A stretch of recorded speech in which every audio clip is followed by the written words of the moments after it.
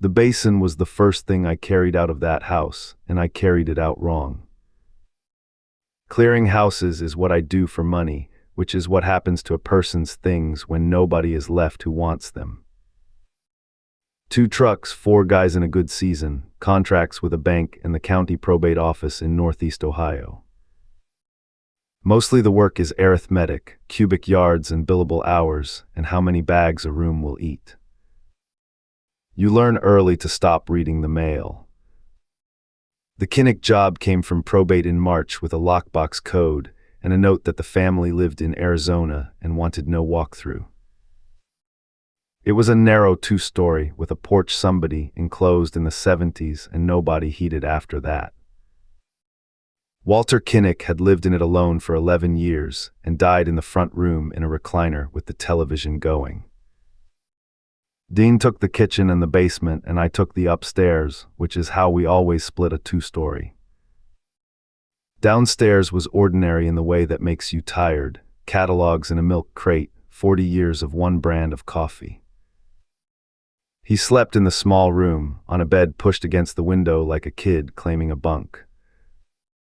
The big room held nothing but a folding chair set in front of the closet door, facing it, the way you sit to watch television.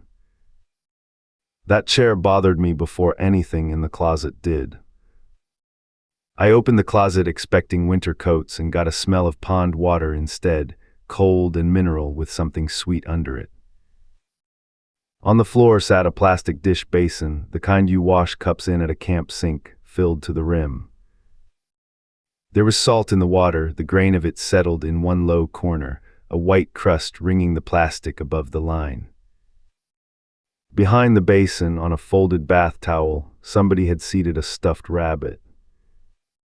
It was old, the plush gone to felt at the ears, one glass eye replaced by a shirt button in black thread. Around its middle, twice around and knotted at the back, ran a length of red cotton thread. The thread was not damp from the air in the room. It was wet, dark, beaded, lifted out of that water within the hour.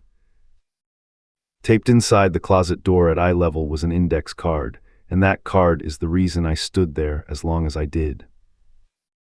5 rules in ballpoint, numbered, the handwriting getting smaller toward the bottom to make everything fit. 1. Fresh water and 2 handfuls of salt every day before the sun leaves the yard. 2. The thread stays wet, and if it gives, tie it again in the same place. 3. She faces the door, never the room, never the wall. 4. After dark, do not say the name in the house, and do not answer to any name. 5. Empty the basin before first light at the culvert under the old rail bed at the end of Quarry Street, and pour it away from yourself. Under the 5, in different ink and a steadier hand, there was a 6th line that was not a rule. It said, she keeps the order she was given, and so do you. The rabbit had a cloth tag at the seam with a name stitched in capitals, ELSIE, the letters furred soft with handling. On the blank side of that tag ran a column of names in ballpoint, 4 of them struck through with a single line each. The 5th had not been struck through, W. Kinnick. I want to be fair to myself here, because I have gone back over that morning more than is useful. Clear enough houses and you learn that a man alone builds a routine the way a body builds a callus over the softest spot. What I did was worse than laughing. I looked at my phone.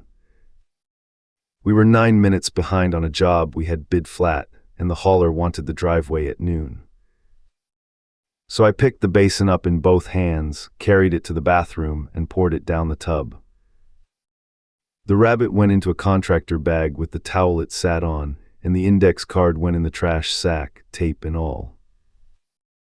The bags rode out to the transfer station and went over the wall into the pit with everything else that dies in a county in March. I rent the upstairs of a house on the east side, 1 room and a hot plate and a shared bathroom down the hall. The room came with a built-in closet painted shut at the hinges, which I opened with a chisel to have somewhere to hang a coat.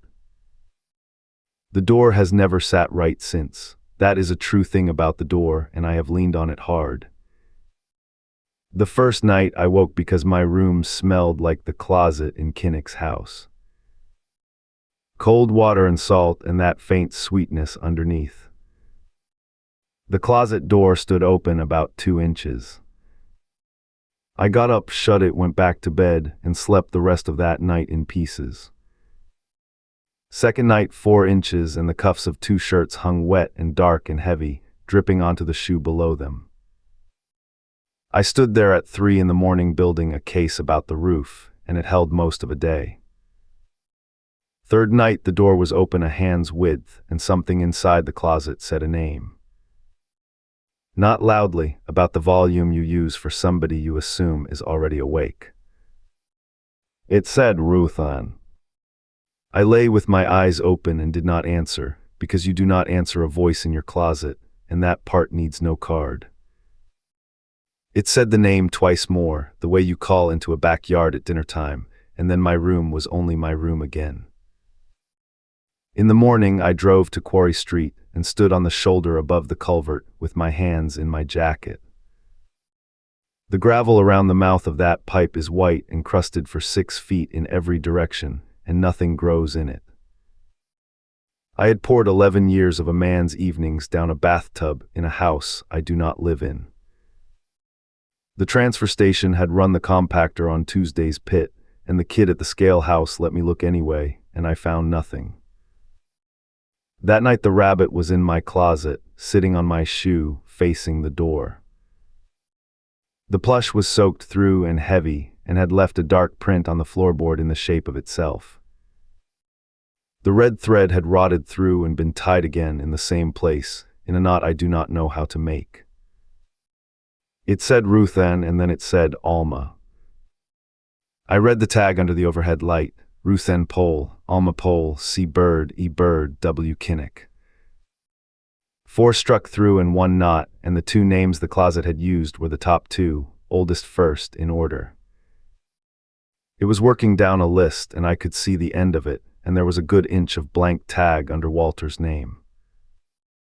I did the water that evening before the sun came off the yard, out of a dish basin from the dollar store. 2 handfuls of salt from a blue cardboard cylinder, the thread soaked and tied back in the same place with my best knot. The rabbit went on a folded towel facing the door, and I shut the door and I turned off the light. It went through the rest of the list anyway. See Bird on Thursday twice, low down near the floor where the shoes are. E. Bird on Friday, from higher up near the shelf, in a voice that had gotten some practice at my room by then. Saturday it said Walter, and it said it the way you say a name you have said 10,000 times, worn smooth in the middle. Then it stopped. I lay in the dark listening to a closet that had run out of names. The quiet was not the end of the sequence. It was a space held open in the middle of one, the way a person waits with a hand out. It waited most of an hour, and I know that because I watched the clock go from 1:40 to 2:31. Then it started over at the top, Ruth Ann, patient as a mother at a screen door, and I let every one of them go by me.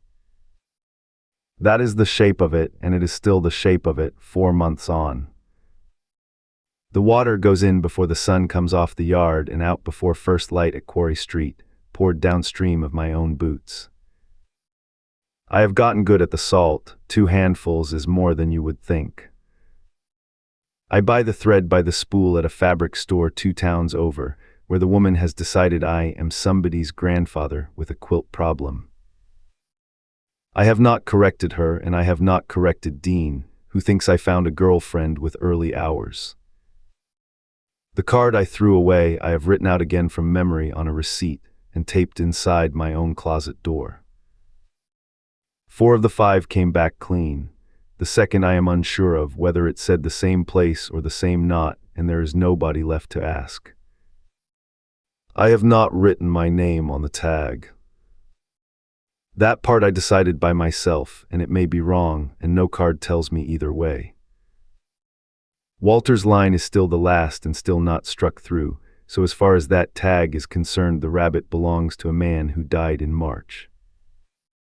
Some nights I think that is the whole trick of the thing, that the list only moves when somebody signs for it. Other nights I think I am the only one who believes the paperwork matters.